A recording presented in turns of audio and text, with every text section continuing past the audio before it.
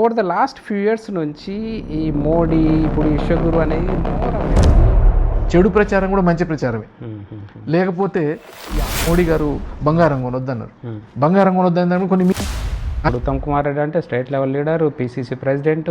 మీరేమో జస్ట్ అప్పుడే ఎన్ఆర్ఐ వచ్చిండ్రు, ఇండియాకి వచ్చి అప్పుడే స్టార్ట్ చేసి అంటే ఏమన్నా వాళ్ళ డామినేషన్ కానీ ఏమన్నా బెదిరింపులు అలాంటివి ఏమన్నా ఉండేనా?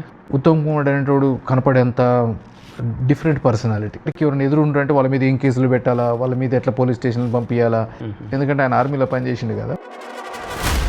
మీరు టీఆర్ఎస్లో మంచి కేటీఆర్తో కానీ కేసీఆర్తో కానీ మంచి అంటే ఉత్తమ్ కుమార్ రెడ్డి గారు నా మీద పోటీ చేసినప్పుడు మొన్న 23లో చేసిన ప్రచారం నేను ఇటైనా అవకాశం ఇచ్చింది ఎవరు? మళ్ళీ కేసీఆర్ కేటీఆర్.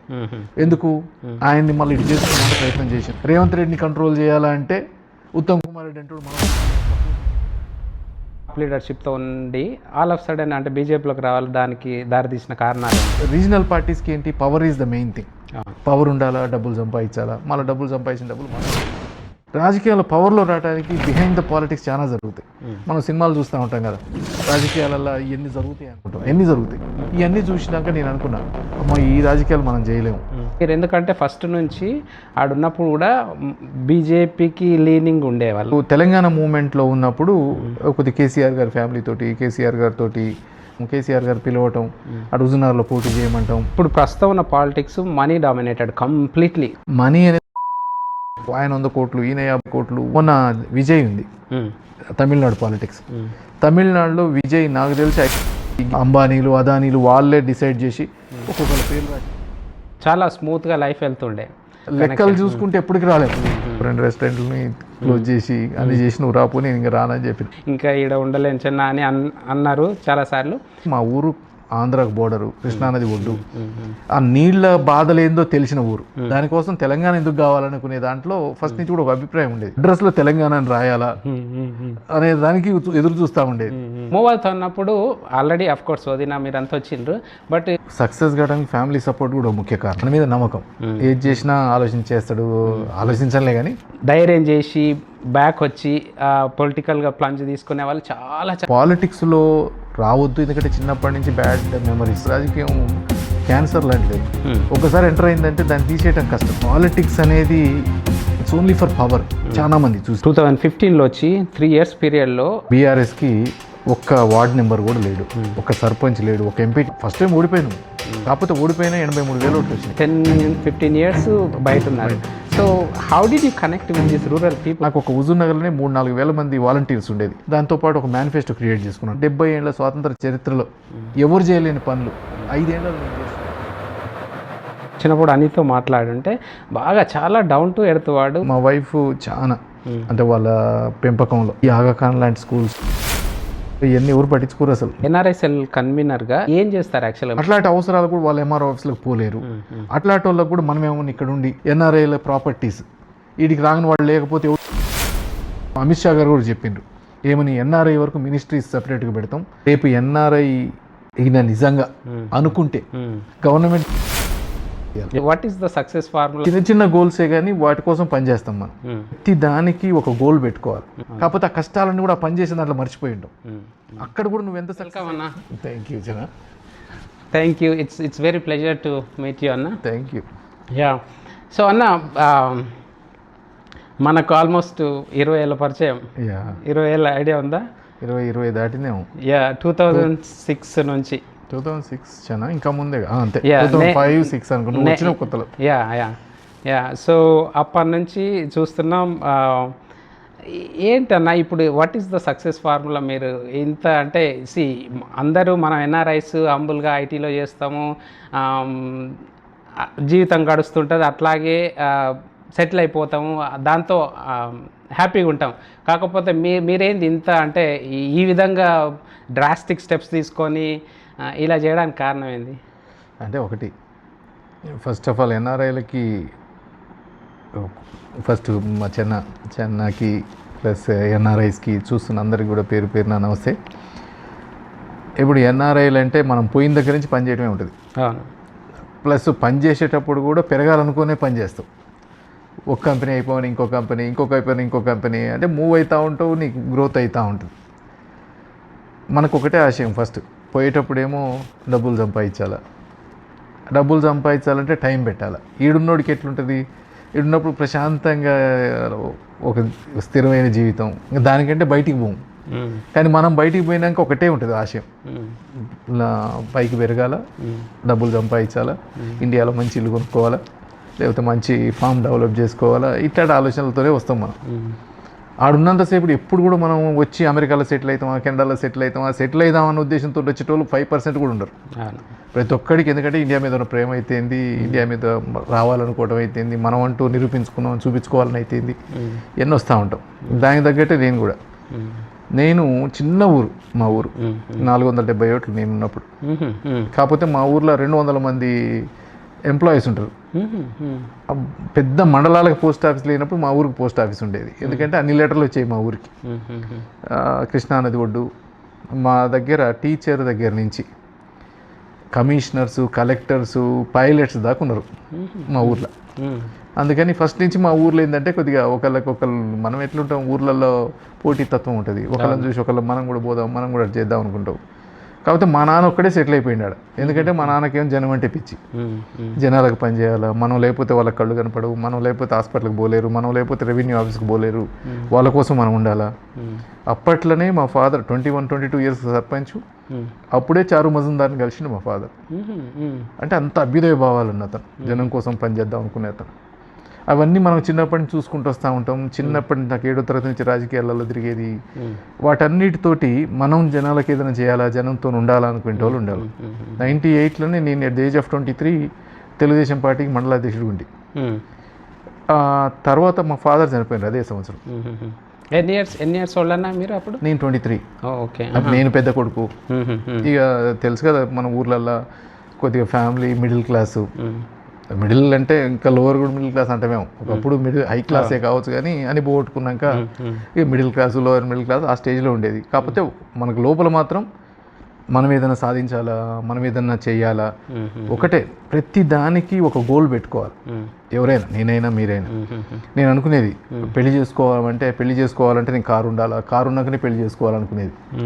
అంటే ఈ చిన్న చిన్న గోల్సే కానీ వాటి కోసం పనిచేస్తాం మనం. అట్లా దాంతో ప్లస్ పొలిటికల్ ఎంట్రీ అయితేంది. 98లో నేను పాలిటిక్స్లో ఉన్నప్పుడు మా ఫాదర్ చనిపోయినాక నేను మండల పార్టీకి వచ్చిన. టీడీపీలో ఉంటే మా ఫ్యామిలీ 83 నుంచి.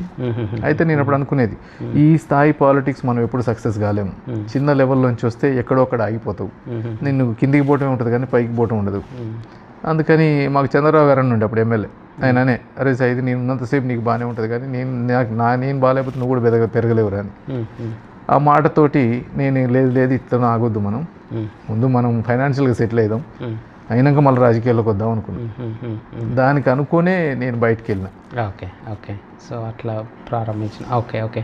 సో మీరు అక్కడి నుంచి జర్నీ స్టార్ట్ అయింది. మీరు కెనడాలో బాగా ఉన్నత స్థానానికి ఎదిగిండ్రు. అంటే అన్ని విధాలుగా వెరీ సెటిల్డ్గా, చాలా స్మూత్గా లైఫ్ వెళ్తుండే, రైట్?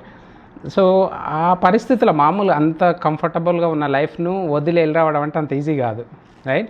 మీరు ఆల్ ఆఫ్ సడన్ అంటే మేబీ మీలో 2012 నుంచి ఆ తెలంగాణ ఎడ్యుకేషన్ నడుస్తున్నప్పుడే మీరు ఆల్రెడీ మనం డిస్కస్ చేస్తున్నాం, మీరు కూడా ఇంకా ఈడ ఉండలేను చిన్న అని అన్నారు చాలాసార్లు. బట్ సో అంటే అంటే కొంత టైం నుంచి ఆలోచించి డిసిషన్ తీసుకున్నారా, లేకపోతే సడన్గా ఇట్లా మూవ్ కావాలని డిసైడ్ అయినరా? అంటే ఫస్ట్ నేను జమైకాకు పోయినా జర్నీలో, ఇందాక అవునవును, దానికి వద్దాం మళ్ళీ. అంటే ఆల్ ఆఫ్ సడన్ అంటే నేను ఏమనుకున్నా అంటే అప్పుడు నేను ఎప్పుడు కూడా మళ్ళీ ప్రతి ఎన్ఆర్ఐ లాగానే అందరికి కూడా ఎట్లుంటుంది, మనం పోవాలా బ్యాక్ వెళ్ళిపోవాలని ఉంటుంది. కాకపోతే ఒకసారి మళ్ళీ నెల ఖర్చులు లెక్కేసుకుంటాం. అమ్మో ఇప్పుడున్న లైఫ్ మళ్ళీ లీడ్ చేయాలంటే నాకు నెలకి 2 లక్షలు కావాలా, 3 లక్షలు కావాలా, 4 లక్షలు కావాలా, పిల్లల ఫీజులు అంటే మళ్ళీ 1 లక్ష కావాలా, ఈ నెలకి 4-5 లక్షలు వస్తాయా రావా, మళ్ళీ రాకపోతే సెటిల్ అయితే నాకు కానా అనుకొని భయపడతా ఉంటాం. అది మీరైనా నేనైనా ఎవరైనా చేసే పని అది. దానికోసమే భయపడి చాలా మంది రారు. సంవత్సరాల ప్లానింగ్ ఉంటుంది కానీ ఎవరు రాలేరు. అయితే నేను ఎప్పుడైతే తెలంగాణ మూవ్మెంట్ స్టార్ట్ అయినప్పటి నుంచి, ఎందుకంటే మా ఊరు ఆంధ్రాకు బోర్డరు, కృష్ణానది ఒడ్డు, ఆ నీళ్ళ బాధలేందో తెలిసిన ఊరు, టెయిల్ ల్యాండ్. మా ఊరు గుండ్లపల్లి మేజర్కి ఒక్క సుక్క నీళ్ళు రావు. ఇంకా అందరు పక్కన సాగర్ నీళ్ళు వచ్చేటోళ్ళకి ఉండేది, మాకు రావు. కృష్ణానది చూసుకుంటాం, మళ్ళీ మా ఊరికి తాగే నీళ్ళు కూడా కృష్ణానదే. అందుకని నాకు ఆ కృష్ణానది నీళ్ల బాధలు తెలుసు. దానికోసం తెలంగాణ ఎందుకు కావాలనుకునే దాంట్లో ఫస్ట్ నుంచి కూడా ఒక అభిప్రాయం ఉండేది. కేసీఆర్ గారు తెలంగాణ అన్నకాడి నుంచి దానికి తగ్గట్టే తెలంగాణ మూవ్మెంట్కి మనం తెలుసు, మీతో పాటు మనం కూడా ఆడ హ్యూమన్ రైట్స్ అసోసియేషన్ లెటర్లు ఇవ్వటం, లేకపోతే అక్కడ ఏమైనా ఉంటే మెయిల్స్ పంపటం, ఇట్లాంటివన్నీ చేస్తూ ఉండేది. చేస్తూ ఉన్నప్పుడు ఇక తెలంగాణ వస్తుంది, తెలంగాణ గవర్నమెంట్ వస్తుంది, నేను ఎప్పుడు అనుకునేది ఒక 2-3 years ముందు, ఎప్పుడైతే తెలంగాణ వస్తుందో ఎయిర్పోర్ట్లో దిగి అడ్రస్లో తెలంగాణ అని రాయాలా అనే దానికి ఎదురు చూస్తూ ఉండేది. సడన్గా అయితే నేను 2009 నుంచి కొద్దిగా రియల్ ఎస్టేట్లో కూడా ఉన్నాయి తెలుసు అక్కడ కెనడాలో.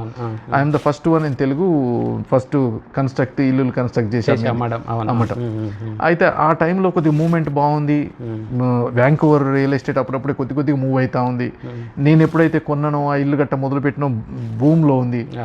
అప్పుడు ఇంకా 4-5 నాకు ఆ టైంలో 6-7 ఇల్లులు ఉండే. అదే టైంలో నేను కొన్ని ఇల్లులు కూడా కొని ఉన్నా. 14లో సడన్గా తెలంగాణ రావటం. తెలంగాణ రాగానే మేము దీనికైనా వచ్చినాం వెకేషన్. తెలంగాణ రాగానే ఫస్ట్ నేను ఒక్కడనే వచ్చిన, ఏది మంత్రుల ప్రమాణ స్వీకారానికి వచ్చి ఒక 1 week 10 days ఆ బోర్డులో దిగి ఎట్టయితే తెలంగాణ అని రాసి మళ్ళీ దాన్ని ఫోటో తీసుకుని ఇంటికి పోయి మంత్రుల ప్రమాణ స్వీకారం అయిపోగానే మళ్ళీ బ్యాక్ వచ్చేసిన. తర్వాత మళ్ళీ with in span of 6 months కూడా కాదు, జూన్లో అయింది. మళ్ళీ సెప్టెంబర్ పిల్లల హాలిడేస్ ఉంటాయి కదా, ఆగస్టు హాలిడేస్కి సెప్టెంబర్లో మళ్ళీ పిల్లలతో పాటు ఇడికి వచ్చిన. రాగానే అనుకోకుండా వచ్చినాం, 15 రోజులు ఉన్నాం. పిల్లలకు ఒక స్కూల్ చూసినాం. అప్పుడు ఎంత 3rd class 6th class పిల్లలు, ఇద్దరు చిన్నోళ్ళు, నీకు తెలుసు అంకిత అనేది. ఏమంటే వాళ్ళు కూడా స్కూల్ నచ్చింది. గుడ్, మనం కూడా ఉండాల్సిందే ఇక్కడ. తెలంగాణ తెచ్చిన తెలంగాణ మళ్ళీ అభివృద్ధి చేయాలంటే మనలాంటి వాళ్ళు చాలా మంది రావాలి ఇక్కడికి అనుకున్నాం. ఇక్కడికి వచ్చి ఉందాం అనుకున్నాం. ఇంకా నేను మళ్ళీ బ్యాక్ రాలే. రజితని మా వైఫ్ని నువ్వు పోయి ఇల్లు ఖాళీ చేయించి రెంట్లకి ఇచ్చేసి, రెస్టారెంట్ని మా కజిన్ ఉన్నాడు ఒప్ప చెప్పేసి ఇంకో 2 రెస్టారెంట్లని క్లోజ్ చేసి అన్ని చేసి నువ్వు రాపు, నేను ఇంకా రానని చెప్పిన. అంటే ఇంక అట్లా అయితేనే వస్తాం, లేకపోతే లెక్కలు చూసుకుంటే ఎప్పటికి రాలేము. అందుకని ఎవరికైనా ఒకటే, మన వాళ్ళు ఇప్పుడున్న పరిస్థితులలో ఎవరు వచ్చినా మీరు భయపడాల్సిన అవసరం లేదు. India is booming. ఇండియాలో అవకాశాలు ఎక్కువ. కొద్ది గొప్ప ఏమన్నా భయాలు ఉన్నా మనలాంటి వాళ్ళు ఉంటారు, ఖచ్చితంగా హెల్ప్ చేయడానికి సిద్ధంగా ఉంటాం. అందుకని ఎవరైనా మంచి డిసిషన్ తీసుకోవచ్చు. నైస్. ఇప్పుడు వాన్కూవర్లో ఉన్నప్పుడు కూడా మీరు అంటే నేను అబ్జర్వ్ చేసింది ఏంటంటే, మీరు ఏదైనా అనుకుంటే జస్ట్ ఎక్కువ ఆలోచించకుండా జంపింగ్ చేసేవాళ్ళు. జస్ట్ జంపింగ్ చేసి ఆ తర్వాత ఏమైనా ఇష్యూస్ వచ్చినా కూడా దానికి తగ్గట్టు బాగా హార్డ్ వర్క్ చేసేవాళ్ళు. రెస్టారెంట్ బిజినెస్ కావచ్చు, లేకపోతే రియల్ ఎస్టేట్ కావచ్చు. అంటే అది ఎట్లా ఏర్పడేది మీకు? అంటే చిన్నప్పటి నుంచి చూసినరా, లేకపోతే ఎట్లా? అంటే ఒకటి, మన స్థాయి ఎక్కడి నుంచి వచ్చినా మనకు తెలుసు. నేను ఎప్పుడు ఒకటే అనుకుంటా, మనం ఏ రోజు ఇది ఫెయిల్ అయిపోయినా ఏదన్నా అయినా మళ్ళీ పోతే జాబ్ అయితే వస్తుంది గ్యారంటీ, మనకున్న ఎక్స్పీరియన్స్. మళ్ళీ ఒక $10,000 అయితే వస్తాయి. దాంతో మళ్ళీ లైఫ్ అయితే లీడ్ అవుతాం కదా. ఎందుకు ప్రయత్నం ఎందుకు చేయకూడదు? మనం ఎప్పుడైతే ఈ కంఫర్ట్ జోన్ అని చాలా చోట్ల, నేను ఇండియాకి వచ్చినప్పుడు కూడా యూత్కి వీడియోస్ అవి చేస్తూ ఉండేది, మోటివేషనల్ క్లాసులకు పోయేది. దానికి చెప్తా ఉండేది నేను, మీరు ఎప్పుడు ఆలోచించుకొని నాకు ఇది చాలు అంటే అంతటితో ఆగిపోతావు. నేను ఒక రోజు నమ్మవు, నీకు తెలుసు మనం దక్షిణ్ నువ్వు కూడా చేసినాం. నేను ఒట్టిగా లంచ్కి పోతా ఉన్నా, మన ఇద్దరమే లంచ్కి పోతా ఉన్నా. పోతుంటే ఆడ ఫర్ సేల్ అనేది చాలా ఒకసారి పోదామా అనుకో అని ఒట్టిగా కారు తిప్పగానే వాడు ఓనర్ ఉన్నాడు రైట్గా. వాడు ఏంది ఇది అమ్ముతుండ్రా అంటే అమ్ముతున్నా అన్నాడు. అప్పుడు నా జేబులో $2,000 ఉన్నాయి. ఎంత అన్నాడు, ఇంత అన్నాడు. ఓకే, $2,000 అడ్వాన్స్ ఇచ్చినా తీసుకుంటా, ఇంటికి వచ్చేసిన. అంటే నేను ఆలోచన కూడా ఆలోచించలేదు దాన్ని నడుస్తుందా నడవదా. కాబట్టి దాన్ని చాలా పెట్టుబడి పెట్టిన తర్వాత సరే దట్స్ లాస్ట్ వెంచర్. బట్ అది ఫీల్ కాలేదు ఎప్పుడు నేను. ఎందుకంటే మనం సంపాదన కూడా నీకు మనం కెనడాలో అమెరికాలో ఫిషింగ్కి పోతా ఉంటారు అందరు. ఆ ఫిషింగ్ పోయినప్పుడు ఏం చేస్తాడు వాడు, మనకు నెట్ ఇస్తాడు, ఇస్తాడు, తీసుకుపోయి ఫిష్ చేయాలి. చేసినాక నీకు కావాలంటే ఒక £1 2 £2 తెచ్చుకోవాలి, లేదు మిగతా వదిలిపెట్టి రావాలా. దానికి గంటకి ఇంత ఫీల్ కట్టాలా, కట్టినందుకు ఇంత చేసుకొని రావాలా. అంటే నీ సంతోషమే అది. అంతే. రేపు డబ్బుల సంపాదన కూడా అంతే ఉండాలి. నీకు అటాచ్మెంట్ ఎంతసేపటికి డబ్బులతోనే అటాచ్మెంట్ ఉంది. ఇక దీని మీదనే లైఫ్ అంటే నువ్వు ఇది ఎంజాయ్ చేయలేవు, అదే ఎంజాయ్ చేయలేవు. ఎప్పుడు అవి ఆడనే ఉంటాయి, మనం ఈడనే ఉంటాం. అందుకని ఒకటి ఏదైనా డిటాచ్డ్, నువ్వు అనుకున్న దానికి నువ్వు అనుకుని సాధించడానికి చేయాలి. నేను ఒక ఆయన నిన్న మామూలు మాట్లాడుతూ ఉన్నా, తను అంటా ఉన్నాడు, అలా ఏందన్నా ఇంకెంత సంపాదిస్తారన్నా, ఇంక ఇదే పని అని అంటే ఆయన అంటాడు, సంపాదన అనేది కాదు సార్, ఇది ఇక పని చేసుకుంటూ పోతూ ఉండాలి. నేను కొద్దిగా పని చేయకపోతే పిచ్చోడిని అయిపోతా, అందుకని దాని సంపాదన వస్తుంది దాంతో పాటు అని చెప్తా ఉండే. అందుకని మనం అదే ఉద్దేశంతో పోతా. నేను ఒకటి, మన మీద మనకు కాన్ఫిడెన్స్, నువ్వు ఏ రోజున్నా మళ్ళీ అయితే జాబ్ వస్తుంది. ఈవెన్ ఇప్పుడు కూడా అంతే, రాజకీయాల్లో ఉన్నా ఏది ఉన్నా ఎట్లున్నా మనం సక్సెస్ కావడానికి కూడా అదొక కారణం. యా కరెక్టే.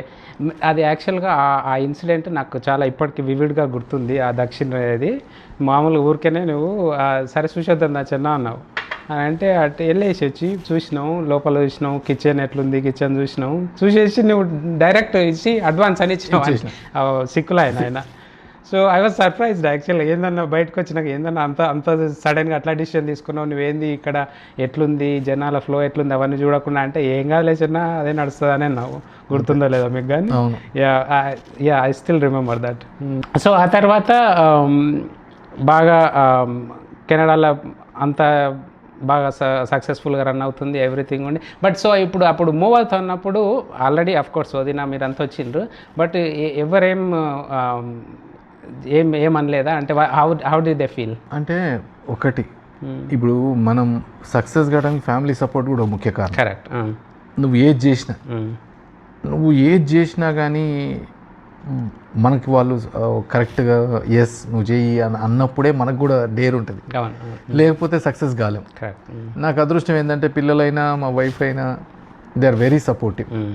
వాళ్ళకి ఏంటంటే మన మీద నమ్మకం, ఏది చేసినా ఆలోచించేస్తాడు, ఆలోచించలే కానీ వాళ్ళు అనుకునేది ఆలోచించేస్తాడు, సక్సెస్ అవుతాడు. అందుకని నాకు తగ్గట్టు వాళ్ళ కంటే కూడా నా గురించి ఎక్కువ ఆలోచిస్తారు. పిల్లలకి ఏంటంటే వాళ్ళకి ఇటు రాగానే ఆగాఖాన్ స్కూల్కి పోగానే స్కూల్ నచ్చింది వాళ్ళకి, కెనడా కంటే కూడా ఇంకా బాగుంది స్కూలు, ఐబీ సిలబస్, నీకు ఏమంటారు దాన్ని స్పోర్ట్స్ ఫెసిలిటీస్ అయితే ఎక్స్ట్రాడినరీ. అందుకని ఇమీడియట్గా వాళ్ళకి స్కూల్ నచ్చింది. నేను కూడా అదే అనుకున్నా, అమ్మ మంచిది వీళ్ళకి నచ్చింది, అంతకంటే ఎక్కువ ఏం కావాలి మనకి.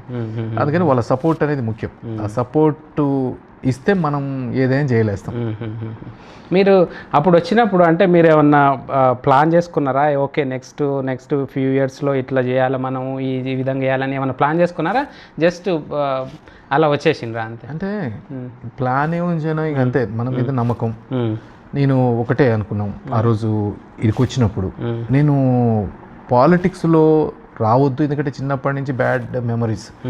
మా దగ్గర ఉన్న పాలిటిక్స్, మా దగ్గర ఉన్న రాజకీయ కక్షలు, కేసులు, పోలీస్ కేసులు, మేము ఫ్యామిలీ అంతా కూడా చాలా కష్టపడ్డాం. ఒక 10 years we never slept well. అందుకని ఆ బ్యాడ్ మెమరీస్ తోటి వద్దు, పాలిటిక్స్లో దూరంగా ఉండాలా అనుకునే కెనడా సిటిజన్షిప్ తీసుకున్నప్పుడు. కానీ ఎప్పుడైతే మళ్ళా పాలిటిక్స్ అనేది ఎట్లుంటుంది అంటే, నీకు రాజకీయం క్యాన్సర్ లాంటిది. అది ఒకసారి ఎంటర్ అయిందంటే దాన్ని తీసేయటం కష్టం. ఎప్పుడు కూడా దానికోసం మనం తొలుస్తూనే ఉంటుంది. నేను అది కూడా ఏంది, అందుకే నేను దాన్ని వద్దురైనా పాలిటిక్స్ అనుకునే కెనడా సిటిజన్షిప్ తీసుకున్నా. మళ్ళీ ఇడికి రాగానే ఓకే, అప్పుడు నేను పోటీ చేయాలనుకోలే. అప్పుడు అనుకున్నది ఎంతసేపటి కూడా ఏమనుకున్నా అంటే, మనం యూత్ ఎంపవర్ చేయాలా. దీనికి ముఖ్య కారణం కూడా ఉంటుంది. నేను ఇక్కడి నుంచి జమైకా పోయినా. ఫస్ట్ జమైకాలో మా కజిన్ ఉండే డాక్టరు, తను రమ్మంటే పోయినాక దానికోసం జాబుల కోసం చాలా కష్టపడ్డాం. ఓ జాబ్ వచ్చింది. తర్వాత యుఎన్లో జాబ్ వచ్చింది, UNFPA. నేను ఎంటైర్ ఏమంటారు దాన్ని 21 islands ఇన్ ద కరీబియన్కి నేను IT హెడ్ ఉంటి. అప్పుడు యుఎన్లో పనిచేసేటప్పుడు ఒక మంచి ఎక్స్పీరియన్సెస్. మనం కరీబియన్ కూడా పూర్, అంటే కరీబియన్ కంట్రీస్ అని కూడా పూర్ కంట్రీస్, కాకపోతే వాళ్ళ లైఫ్ స్టాండర్డ్స్ మాత్రం హై. వాళ్ళు ఎంత పూర్ ఉన్నా, వాళ్ళకున్న ఒక గుడిసున్నా, వాళ్ళకుండే వాష్రూమ్స్ చాలా క్లీన్గా ఉంటాయి, వాళ్ళు తీసుకునే ఫుడ్ మంచిగా ఉంటుంది. అంటే దీనికి మనం ఆల్రెడీ రాజకీయాలు ఉన్నాం కాబట్టి మనకి ఎంతసేపు ఆలోచించేది నేను, ఎందుకని ఇండియాలో మనోళ్ళు అట్లున్నారు, ఎందుకని వీళ్ళు ఇట్లా even though they are poor వీళ్ళు ఎందుకు ఇట్లా ఉండగలుగుతా ఉన్నారు. దాని తర్వాత నేను యూఎన్లో పనిచేసేటప్పుడు మంచి ఎక్స్పీరియన్సెస్, ఎట్లా దాంట్లో మేము హెచ్ఐవి ఎయిడ్స్ మోటార్ మెటాలిటీ వీటి మీద పనిచేసేది. దాని మీద పనిచేసేటప్పుడు వర్క్షాప్స్ కండక్ట్ చేసినప్పుడు పోయేది. అప్పుడు ఈవెన్ హెచ్ఐవి ఎయిడ్స్ పేషెంట్స్తో కలిసి వర్క్షాప్ చేసేది, ఈ చిన్న పిల్లలు వీళ్ళతో వర్క్షాప్ చేసేది. అంటే వాళ్ళు అప్పుడు చూసినప్పుడు ఏమనుకునేది అంటే మనకి ఫీలింగ్ మారిపోతుంది. హోల్ వరల్డ్ ఒక గ్లోబల్ విలేజ్, అంటే వాళ్ళకి ఏం ఇష్యూస్ మన ఇష్యూస్ ఏంది, మన కాడ ఏం ఇష్యూస్ ఉన్నాయి కంపేర్ చేసుకునేది. దీనికోసం మనం ఏం చేస్తే మంచిది అనే ఆ స్పృహ అప్పటి నుంచే ఉండే నాకు. దాని తర్వాత మళ్ళీ కెనడాకి మూవ్ కావటం, కెనడాలో రెస్టారెంట్స్ పెట్టడం. కెనడాలో ఇది డెవలప్డ్ కంట్రీ, అది ఎక్కడికి పోయినా యూత్ అక్కడ ఎంప్లాయ్మెంట్ ఫెసిలిటీస్ కానీ యూత్ కానీ ఆలోచించే తీరేంది, మనోళ్ళు ఏం తీరేంది, మనం ఎక్కడ ల్యాక్ అవుతా ఉన్నాం అనుకొని నేను బ్యాక్ ఇక్కడికి వచ్చినాక ఒకటే అనుకున్నా. ఇది అంతకుముందే 2015లో నీకు గుర్తే ఉంటుంది, మనం మోడీ గారి మీటింగ్కి పోయినాం. మోడీ గారి మీటింగ్కి పోతే ఆ మీటింగ్కి పోయినప్పుడు కూడా ఒక ఐ ఓపెనర్ మోడీ గారు ఒకటే చెప్పిండు. ఏమని చెప్పిండు ఆ రోజు, మేమేమో క్రికెట్ ఆడే మన ఏమంటారు ప్లేయర్స్ మేము, మీరేమో మంచిగా పైన ఏమంటారు అది స్టేడియంలో కూర్చొని మీరు చూస్తూ ఉంటారు, టీవీలో చూస్తూ ఉంటారు కొంతమంది. మాకంటే స్టేడియంలో చూసే కంటే టీవీలో చూసే బాల్ టు బాల్ తెలుస్తూ ఉంటుంది. అందుకని మీకు బాగా తెలుసు ఎన్ఆర్ఐ సీడ్ ఉన్నా, ఎందుకంటే మనం పొద్దున్న లేచిన దగ్గర నుంచి యాజ్ ఎన్ఆర్ఐగా మనకి ఒక 2-3 అవర్స్ నాకు తెలిసి ఇండియాలో ఫోన్లు చేస్తాం ఎవరన్నా కానీ, కరెక్ట్ మినిమం. నువ్వు నీ ఫ్రెండ్స్కి చేస్తావు, లేకపోతే నీ ఫ్యామిలీస్కి చేస్తావు, నీ చిన్నప్పుడు దోస్తులకు చేస్తావు, ఏం జరుగుతుందో తెలుసుకోవాలనుకుంటావు. నువ్వు ఫిజికల్గా అక్కడ ఉంటావు కానీ మానసికంగా ఇండియాలోనే ఉంటావు. ఇది చాలా మందికి అప్లికేబుల్, నాట్ ఓన్లీ మీ. కొద్దిగా నాలాంటి రాజకీయం పిచ్చిన వాళ్ళకి ఇంకొద్దిగా అనుకో, లేకపోతే మిగతా ఎవరికైనా ఒక 70% టైం మీది ఆలోచన ఇండియా గురించి, ఇండియాలో వాటి గురించే ఉంటుంది. ఒక 30% నీ జాబు, నీ పిల్లలు, నువ్వు చేసే దాని మీద ఉంటుంది అక్కడ. అందుకని ఆ ఆలోచనలో పెరిగినాం కాబట్టి మనం అక్కడ చేయాలనుకున్నాం, చేయగలుగుతున్నాం. అవును, యా, అది ఆల్మోస్ట్ ప్రతి ఒక్కరిలో ఆ పొలిటికల్ అవేర్నెస్ కావచ్చు, political interest, all the time WhatsApp debates ఇలాంటివి చాలా most of the people, maybe 80% of the people చేస్తూనే ఉంటారు. కాకపోతే ఏంటంటే అందులో ఎంతమంది ధైర్యం చేసి బ్యాక్ వచ్చి పొలిటికల్గా ప్లంజ్ తీసుకునే వాళ్ళు చాలా చాలా తక్కువ. మేబీ నీలాంటి వాళ్ళు మేబీ 0.1% కూడా ఉండారు. సో అలాంటి వాళ్ళకు యాక్చువల్గా ఇంట్రెస్ట్ ఉంటుంది, పాలిటిక్స్ గురించి అవగాహన ఉంటుంది, అన్నీ ఉంటాయి. కాకపోతే అలాంటి వాళ్ళు అంటే ధైర్యం చేసి రాలేరు. సో అలాంటి వాళ్ళకు మీరేమైనా సజెషన్ ఇస్తారా? ఇప్పుడు ఎన్ఆర్ఐలో నేనైనా చదివింది మామూలు హుజూర్నగర్ గవర్నమెంట్ కాలేజీ, ఇంటర్మీడియట్ గవర్నమెంటే, డిగ్రీ గవర్నమెంటే, ప్లస్ నేను జమైకా పోయేంతసేపు ఇంగ్లీష్ కూడా అంత గొప్పగా మాట్లాడలేని వాళ్ళం. మనమే ఆ దేశాల్లో సక్సెస్ అయినాం, ఈడికొచ్చి సక్సెస్ అయినాం.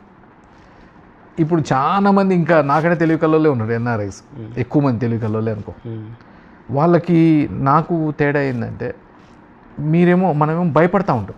ఇప్పుడు ఇందాక చెప్పినా కదా, ఎంతసేపటికి ఖర్చులు లెక్కేసుకోవాలా, అడిగిపోతే సక్సెస్ అవుతాం కామా, పిల్లలు ఉంటారు, పిల్లలు స్కూల్ ఫీజు లెట్ట, పిల్లలు యూనివర్సిటీ లెట్ట. ఏమో మనం పెరిగినాం కదా, మనం చేసినాం. మనోళ్ళు ఐఐటీలు ఉండరు, మనోళ్ళు ఎంఐటీలు ఉండరు, మనోళ్ళు అన్ని యూనివర్సిటీస్లో మనోళ్ళే ఉండరు. ఇక్కడ చదివిన వాళ్ళు ఉన్నారు, అక్కడ చదివిన వాళ్ళ కంటే కూడా ఇక్కడ చదివిన వాళ్ళు బాగానే ఉండరు. అందుకని మీరు ఏది భయపడాల్సిన అవసరం లేదు. ఫస్ట్ ఆఫ్ ఆల్ ఏమంటారు దీన్ని, మనం గిన ఒక ఆశయం ఉంటే, నేను వీడికి వచ్చినాక కొద్దిగా స్పిరిచువల్ కూడా ఎక్కువ, ఆడున్నప్పుడే కొద్దిగా ఉండేది, వీడికి వచ్చినాక ఇంకొద్దిగా ఎక్కువ. అందుకని నేను స్పిరిచువల్ ఒకటే నమ్ముతా, బీ పాజిటివ్. నీకు ఏదైతే ఆశయం ఉంటుందో ఒక్క నిమిషం కూడా నెగిటివ్ ఆలోచించద్దు. ఇది అవుతుంది అనుకొని పోవాలి. నువ్వు ఎమ్మెల్యే అవుతావు అంటే ఎమ్మెల్యే అవుతావు, నువ్వు కేంద్ర మంత్రి అయితే కేంద్ర మంత్రి అవుతావు. నీకు ఎప్పుడైతే నీ నువ్వు అనుకున్నది కరెక్ట్ ఉంటుందో నీకు నేచర్ సపోర్ట్ చేయడం మొదలు పెడుతుంది. నీకు ఎంత ఒక ఎగ్జాంపుల్ చెప్తాను నేను, నేచర్ ఎట్లా సపోర్ట్ చేస్తుందని. నేను సరే అప్పుడు పాలిటిక్స్ వద్దనుకున్నా, పాలిటిక్స్ ఇందాక అడిగిందానికి చెప్పలే. పాలిటిక్స్లో కాదు, మనం ఎంతసేపటికి యూత్ ఎంపవర్మెంట్, ఉమెన్ ఎంపవర్మెంట్ మీద పనిచేద్దాం, తెలంగాణ గ్రోత్కి మనం ఒక కారణం అవుదాం అనుకుంటే పని చేసుకుందామని మొదలుపెట్టిన. దానికి తగ్గట్టు సై యూత్ అని ఒక యూత్ పెట్టిన. నాకు ఒక హుజూర్నగర్లోనే 3-4 వేల మంది వాలంటీర్స్ ఉండేది, 18 to 30 years ఓల్డ్. మేము మోటివేషనల్ క్లాసెస్ పెట్టేది, పోలీస్ ట్రైనింగ్స్ అని, లేకపోతే ఎంప్లాయ్మెంట్ ఆపర్చునిటీస్, జాబ్ మేళాస్, వీటి మీద ట్రై చేసుకుంటూ నా మోటివ్ ఒకటే ఉండే, మనం విలేజ్ యూత్ని వర్క్ ఫోర్స్లోకి తీసుకురావాలి. ఆ వర్క్ ఫోర్స్లోకి తీసుకురావటం వల్ల తెలంగాణకు బాగా అవుతుంది, మనల్ని చూసి ఇంకొకరు మూవ్ అవుతారు. అందుకని అట్లా చేద్దామనుకునే వచ్చింది దీంట్లోకి. అనుకున్నప్పుడు తర్వాత లాస్ట్ మూమెంట్లో ఒకసారి కేసీఆర్ గారు నన్ను పిలిచి, సైది మాకు క్యాండిడేట్ లేదు, హుజూర్నగర్లో నువ్వు పోటీ చేస్తావా అని అడిగారు. అప్పటికి ఇంకా నాకు it's 1 year before, 1.5 year before election. అప్పుడు నేను మళ్ళా ఏమో అనుకున్నాం, రాజకీయాలు వద్దనుకున్న వాళ్ళం, లేదు చేద్దాం అనుకొని నేను సిటిజన్షిప్ అప్లికేషన్ పెట్టిన. ఇక్కడ సిటిజన్షిప్ అప్లికేషన్కి అప్లై చేసిన. అప్లై చేయగానే ఇక దాన్ని మర్చిపోయాను నేను. తర్వాత ఇక నేను నా యూత్ కార్యక్రమాలు వీటిల్లో పడి మర్చిపోయినా. ఇక అనుకోకుండా సడన్గా 6 months బిఫోర్ ఎలక్షన్స్ వచ్చినాయి. ఎందుకంటే ఒక 6 months ముందే ఎలక్షన్కి పోయిండు కేసీఆర్ గారు. పోయినప్పుడు నాది ఇంకా సిటిజన్షిప్ రాలే అప్పటికి. September 24th 23rd ఉంది లాస్ట్ డేట్. ఆ రోజు వస్తేనే సిటిజన్షిప్ మనం ఓట్లలో రిజిస్టర్ చేసుకుంటాం, లేకపోతే ఓటింగ్ రాకపోతే నువ్వు పోటీ చేయలేవు. నువ్వు చేసిందంతా కూడా అనుకోకుండా ఎట్లా ఫాలో అయితే అంటే, నేను అప్పుడు మళ్ళీ ఒకసారి కలెక్టరేట్కి పోయి, మళ్ళీ ఒకసారి ఇక్కడ హోమ్ మినిస్ట్రీకి పోయి ఒకటి లెటర్ పెట్టి ఏమైందంటే, అప్పుడు ఇమీడియట్గా 21st నాకు అది వచ్చింది, 23rd నాది లాస్ట్ డేట్ ఆఫ్ అది. అంటే నేచర్ ఎట్లా సపోర్ట్ చేస్తా అంటానికి మనం అనుకుంటే పోతాం. ఆ రోజు నేను పోటీ చేయకపోతే ఫస్ట్ టైం ఓడిపోయాను, కాకపోతే ఓడిపోయినా 83,000 ఓట్లు వచ్చినాయి. మనము అంటే మన మీద నమ్మకం జనాలకి. ఇలా ఎన్ఆర్ఐలు ఏంది, మనం ఈగోలు ఉండవు, ఎవరితోనైనా మనం మాట్లాడగలుగుతాం, ఎవరితోటి కూడా మనం ఎంతసేపు పనిచేయాలనే తత్వంలో ఉంటాం. మనం ఎన్ని కష్టాలు, 7 కష్టాల కంటే అడిగి పోయినా కూడా ఇంకా కష్టాలు పడి ఉంటాం. కాకపోతే ఆ కష్టాలన్నీ కూడా పని చేసిన దాంట్లో మర్చిపోయి ఉంటాం. అక్కడ కూడా నువ్వు ఎంత సక్సెస్ అయినావు, ఇయే కారణాలు. నువ్వు అదే అప్లికేబుల్ చేస్తే 100% సక్సెస్ అవుతావు, దాంట్లో అనుమానమే అవసరం లేదు. దానికోసం మనకు ఒక విల్ ఉండాలా, మనం చేసే దాని మీద నమ్మకం ఉండాలా, ఈ నెగిటివ్ థింకింగ్ పూర్తిగా తీసేయాలా, పాజిటివ్ ఉంటే 100% సక్సెస్ అవుతావు. అన్న ఇంతకుముందు అన్నారు మీరు ఫస్ట్ టైమే 83,000 ఓట్స్ సెక్యూర్ చేసుకున్నారు అంటే ఇట్స్ ఎ హ్యూజ్ ఛాలెంజ్. మీరు 2015లో వచ్చి 3 years పీరియడ్లో ఆ లెవెల్ సాధించడం అంటే, అన్ని ఓట్లు సాధించడం అంటే it's not a easy job. అది కూడా ఉత్తమ్ కుమార్ రెడ్డికి అగెనెస్ట్ వాళ్ళ వైఫ్కా ఉత్తమ్ కుమార్ రెడ్డితో. సో అంటే ఆ 3 yearsలో మీరు చెప్పిండ్రు, ఇప్పుడు యూత్ను ఇన్వాల్వ్ చేసిర్రు, యూత్కి హెల్ప్ చేయాలని, వాళ్ళని జాబ్ మార్కెట్లోకి తేవాలని అవన్నీ చేసిర్రు, వేరియస్ ప్రోగ్రామ్స్ పెట్టిర్రు మీ కాలేజ్ ద్వారా అవన్నీ. బట్ సో యూతే కాకుండా కొంత అన్ఎడ్యుకేటెడ్ రూరల్ పీపుల్ ఉంటారు. సో మీరు ఆల్మోస్ట్ 10-15 years బయట ఉన్నారు. So how did you connect with this rural people? అంటే నీ థింకింగ్ ఒక డిఫరెంట్ లెవెల్ ఉంటుంది, సో వాళ్ళ థింకింగ్ అంటే ఏ విధంగా కనెక్ట్ కాగలిగారు? అంటే ఒకటి, ఇప్పుడు నేను అప్పుడు అందరు కూడా నేను ఎప్పుడు అది చెప్తాం కదా ఫస్ట్ నుంచి కూడా, మనం దిగేటప్పుడు ఆలోచించాల్సిన అవసరం లేదు అవతల ఎంత పెద్ద టార్గెట్ అని. ఎందుకంటే మనం గెలుస్తాం అనుకుంటే గెలుస్తాం. ఆ రోజు నేను హుజూర్నగర్లో పోటీ చేస్తా అంటే చాలామంది ఏదోలే టైంపాస్, ఏదో పోటీ చేసిన అనిపించుకోవడానికి అని కొంతమంది అనుకొని ఉంటారు, అది గెలిచే సీటు కాదని కొంతమంది అనుకొని ఉంటారు. ఎందుకంటే ఆడ హుజూర్నగర్ అంటేనే కాంగ్రెస్కి స్ట్రాంగ్ బెల్ట్. దానికి తోడు ఉత్తమ్ కుమార్ రెడ్డి అప్పుడు PCC ప్రెసిడెంట్, బీఆర్ఎస్కి ఒక్క వార్డ్ నెంబర్ కూడా లేడు, ఒక సర్పంచ్ లేడు, ఒక ఎంపీటీసీ లేడు, ఏది కారు సింబల్ మీద గెలిచిన వాళ్ళు ఎంటైర్ హుజూర్నగర్లో. అప్పుడు నువ్వు పోవటం అనేది సాహసం. కాకపోతే నేను లోకల్ని, ప్లస్ మా ఫాదర్కి ఏరియాలో మంచి పేరు, తెలిసిన పేరు. నేను కూడా ఎప్పుడు ఏంటంటే, మనం కొద్దిగా ఎన్ఆర్ఐస్ స్పెషల్ అందరికి కూడా కొద్దిగా ఈ జాలిగుణం ఉంటుంది. ఇండియాలో ఎవరన్నా ప్రాబ్లమ్స్ ఉంటే తట్టుకోలేకపోవటం, లేకపోతే వాళ్ళ సాధ్యనంతరకు హెల్ప్ చేయటం. నేను అప్పుడు టీవీలో చూసి కూడా డబ్బులు పంపేది కొంతమందికి. అందుకని మనం ఎప్పుడు ఆ కనెక్షన్ ఉండేది. నేను ప్లస్ హాలిడేస్ వచ్చినప్పుడల్లా కొద్దిగా అందరిని కలుస్తూ ఉండేది. అంతకుముందు కూడా కొద్దిగా మనం రాజకీయాల్లో ఉన్నాం కాబట్టి అవన్నీ కూడా హెల్ప్ అయినాయి. దాంతోపాటు నేను ఇక విపరీతంగా తిరిగి ఉంటాను. మా దగ్గర 140 విలేజెస్ ఉంటే 170 హామ్లెట్స్, చిన్న చిన్న విలేజెస్ కలిపితే అన్నిటికీ నేను ఒక 5-6 సార్లు పోయి ఉంటాను. ప్రతి ఊరు ఏదో ఒక కారణం, మ్యారేజా, ఫంక్షనా, లేకపోతే ఎవరైనా చచ్చిపోయినరా, లేకపోతే ఆ ఊర్లో ఇష్యూసా, ఏదో ఒకటానికి ఎంత ఇదిగా తిరిగిందంటే ఆ విలేజ్లో ఉన్న ప్రాబ్లం నాకు తెలిసినంతగా విలేజ్ వాడికి తెలియదు, అంత ఇదిగా తిరిగిన. దాంతోపాటు ఒక మేనిఫెస్టో క్రియేట్ చేసుకున్నాను నాకు నేను. అంటే నేను ఎమ్మెల్యే అయితే ఏం చేయాలి దీంట్లో, ఎంతవరకు నేను పని చేయగలగాల, దానికి నేనే సొంతంగా రాసుకున్నాను మేనిఫెస్టో. రాసుకొని దానికి అనుగుణంగా పనిచేసిన. ప్లస్ నేను ఇందాక చెప్పిన కదా, మనం జనాలతో ఒకసారి బయటికి పోయి 15 సంవత్సరాలు ఉన్నాక నీ థింకింగ్ కూడా మారిపోతుంది. నువ్వేది నీకు ఏదైతే అహం, ఈగో ఇవన్నీ ఉండవు మనకి. మనం ఎంతసేపటికి ప్రతి ఒక్కరితో అందుబాటులో ఉంటాం, ప్రతి ఒక్కరితో మంచిగా మాట్లాడతాం, జనాలకు కూడా అది నచ్చుద్ది. ఎందుకంటే ఇంతకుముందు పాలిటిక్స్లో ఎట్లుండేది, ఎన్టీఆర్ రాకముందు కాంగ్రెస్లో ఉన్నప్పుడు ఆయన చక్రవర్తి, ఎమ్మెల్యే అయినా ఎంపీ అయినా ఒక చక్రవర్తి, వాళ్ళు జనాల దగ్గర పోరు, జనాలతో మాట్లాడరు, ఏదో ఓట్ల టైంకి ఓట్లు వేస్తారు, అయిపోద్ది, గెలుస్తారు. నువ్వు పోవాలంటే ఒక లీడరే పోవాలా, లీడర్ దగ్గరికి మండలానికి ఒక ఇద్దరికి యాక్సెస్ ఉంటుంది, ఎమ్మెల్యేని కలవాలంటే. వీటన్నిటిని బ్యారియర్లను తీసేసిన. నాకు రావాలంటే నా ఫోన్ నెంబర్ 1,00,000 మంది దగ్గర ఉంటుంది. నేను అర్ధరాత్రి కూడా ఫోన్లు ఎత్తేది, ఎవరితోనైనా మాట్లాడేది. వాళ్ళకి అవన్నీ నచ్చినాయి. అంటే మనోడు కదా, ఇక్కడ పుట్టిండు, ఈడ పెరిగిండు, local feeling. First time NRI Saidireddy అనేది, తర్వాత నేను గుళ్ళపల్లి సైదిరెడ్డి, హుజూర్నగర్ సైదిరెడ్డి అంటే మొదలుపెట్టిండ్రు. అంటే మనం ఎంత కష్టపడితే జనాలలో ఎంతసేపు ఈజీ, మనం మంచిగా ఉంటే వాళ్ళు కూడా మనతో పాటు బాగుంటారు. మీరు ఇంతకుముందు ఎప్పుడో చెప్పినారు. సో ఆ కాన్స్టిట్యున్సీలో కూడా మీకు రిలేటివ్స్ చాలా నెట్వర్క్ పెద్ద లెవెల్లో ఉండేది అన్నారు కదా. సో అది కూడా కొంతవరకు హెల్ప్ అయిందా ఎట్లా? అంటే ఇప్పుడు మనం ఫస్ట్ నుంచి కూడా ఇందాక చెప్పిన కదా, మా ఫాదర్ది అయితేంది, మా ఫాదర్ ఉన్న పరిచయాలు అయితేంది, మనకున్న రిలేషన్స్ అయితేంది, ప్లస్ మనకున్న ఏజ్ గ్రూప్ కూడా. నేను చదివిందంతా కూడా మఠంపల్లి, హుజూర్నగర్ ఆ ఏరియానే. అందుకని ప్రతి ఊర్లో స్కూల్లో చదివిన వాళ్ళు, కాలేజీలో చదివిన వాళ్ళు, మనతో పాటు చదివిన వాళ్ళు, ఇక మన ఏజ్ గ్యాప్కి వచ్చేసరికి అందరూ ఏదో ఒక స్థాయిలో ఉంటారు ఆ ఊర్లో. అందరు కూడా మళ్ళీ కనెక్ట్ కావటం మొదలుపెట్టిండ్రు. అందుకని అంతకుముందు ఎవరికి యాక్సెస్ లేదు అంత ఈజీగా హుజూర్నగర్లో నిలబడి అంత రావటం అనేది. అందుకని ఇవన్నీ కూడా హెల్ప్ అయినాయి. అసలు ఫస్టే గెలిచేటోడిని, 2018లో పోటీ చేసిన, 18లోనే నేను గెలిచేటోడిని. అప్పుడు పిసిసి ప్రెసిడెంట్ ఉత్తమ్ కుమార్ రెడ్డి.